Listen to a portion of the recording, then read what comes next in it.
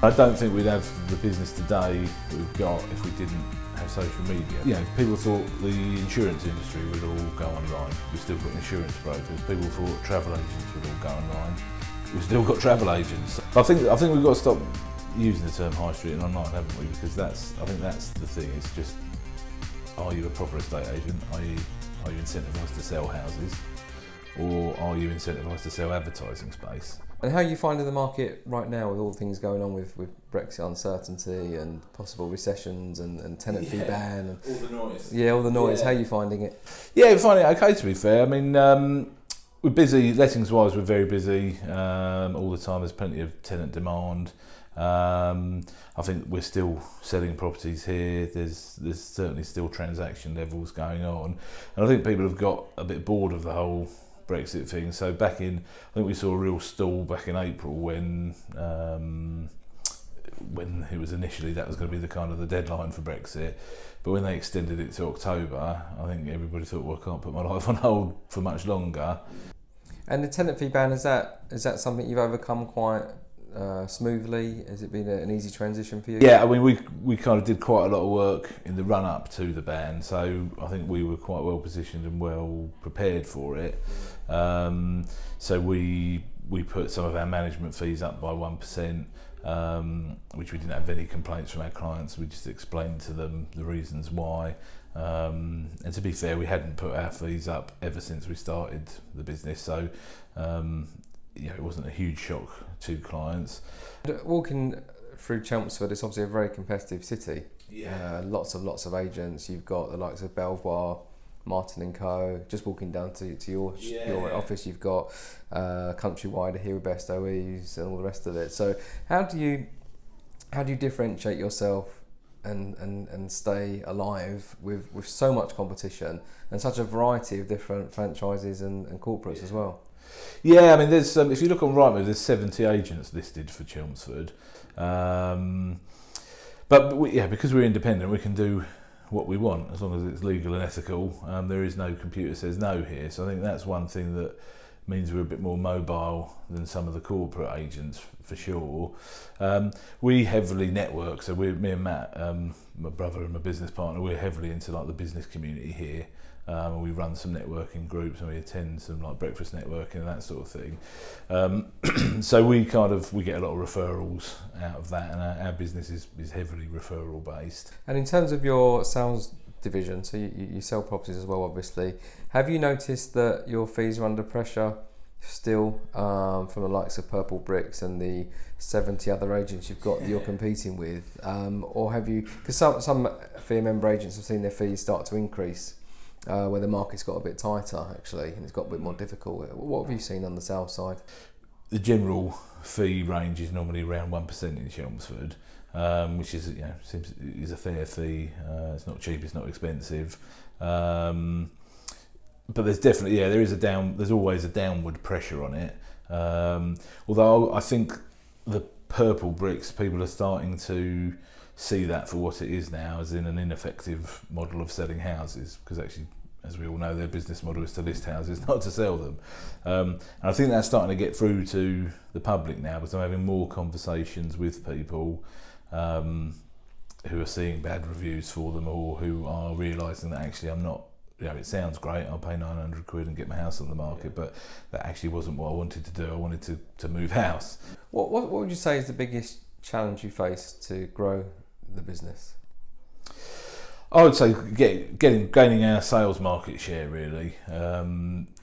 So I think we've had conversations before. The reason we've kind of naturally grown our lettings business, and we bought another portfolio about 18 months ago. So that's why we basically doubled the size of our lettings business in one go, and that's why that's kind of outgrown the sales business. And that's taken a lot of our effort to kind of keep that going. And obviously cash flow wise, lettings is great and sales isn't so great cash flow wise. Yeah. So I think cash flow, managing the cash flow of the business is a tough thing on that side of things. But gaining market share and really keeping fee levels at a sensible level is probably the biggest challenges we're facing at the minute.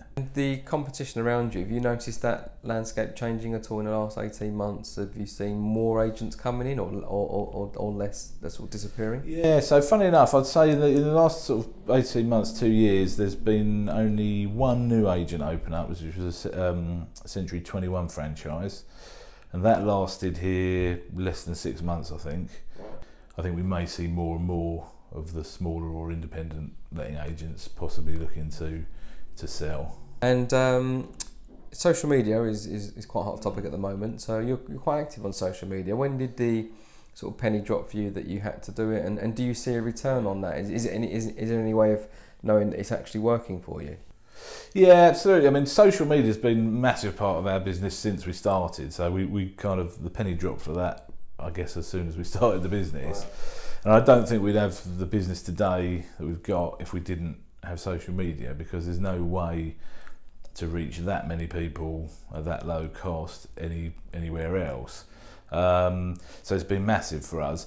Not so much necessarily on like the paid ads and the targeted ads and things like that, but I think if you concentrate on social media as almost like an online network, and that's the way to look at it, because I think that's where some people's use of it might go wrong. You can spend a lot of time on Facebook, for instance, just scrolling, but if you start spending time in community groups and actually engaging with those community groups and providing advice and looking for opportunities, because there's always people on there looking for recommendations.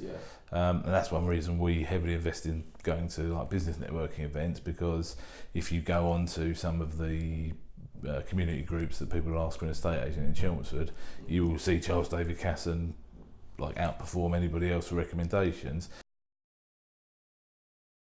So we're on all three at the minute. So we've always been on Rightmove and Zoopla, and we're on the market as well on like a trial basis. Okay, and what's your thoughts on Rightmove and Zoopla? I mean, nobody likes the cost, do they? But ultimately they are the drivers of our inquiries. So, you know, I think we need to learn to probably work with them. I don't see there's it's necessary to necessarily fight against them. Agencies Changing a lot in terms of the different kind of models that are available to, I guess, entrepreneurs that want to leap out of being employed by their local estate agency and want to do it themselves, but don't see particular need to have the high street location. There's the hub and spoke models, there's the Keller Williams type models, you've got your own version of this. Yeah. What's your thoughts on it? Is it something that's more challenging than you originally thought, and does it need more time to get going? Yeah, I think we've spoken about this before. I'm a fan of those models. I think they're good. I think they're a good model. But yes, definitely from our kind of trial of it, it's definitely been challenging. The model works, but it's finding the right person for it that's the tough bit. Because the way I see it is, you've got two types of people in agency. You've got, like I said before, the ones they just want the security, they want their wage, they just want to get paid, and then you've got people who want to have their own business but they don't want to give anything away, so they just want to open up their own branch and they'll just invest in that. So it's finding the people that kind of sit in the middle, and so what we're finding is that they don't necessarily, those type of people, entrepreneurial people who see the value in having some support but also want to earn more money, don't necessarily come from within this industry already. Yeah, we wanted to be part of like a network and a sort of a bit of a bigger group. To be honest, the content stuff that you get as part of your FIA membership was definitely an attraction for me, because we like putting out content, but we haven't always got the time to create it. So the fact that it's created for us and we just have to post it is great. And we've already started seeing the kind of traction in moving up the Google rankings because of that. I know I've got to sort my FIFO account out, but again, having spoken to you today, I see the value in that. So I think that, yeah, the content, the FIFO and the valuation tool, the fact that we can lose the one we've got and save money on that as part of our membership, then it was a bit of a no-brainer for us, really. I mean, having the mystery shop is great, and we can tell our customers as well that, look, you know, we're actually testing ourselves we get this third party independent organisation to mystery shop us because we're so confident in our service. So yeah, that's good.